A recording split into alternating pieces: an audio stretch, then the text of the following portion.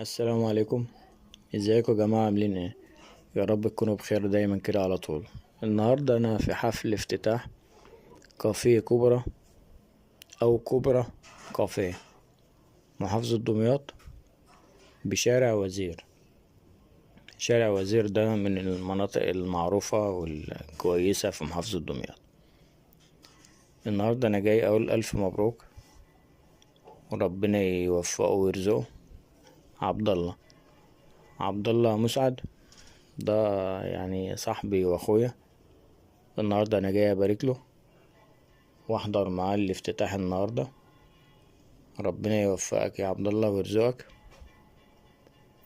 عبد الله بصراحة يعني شاب جدع ومجتهد، كان بيشتغل معايا وبعدين برضه حب يغير بقى النشاط وقال لي يفتح كافيه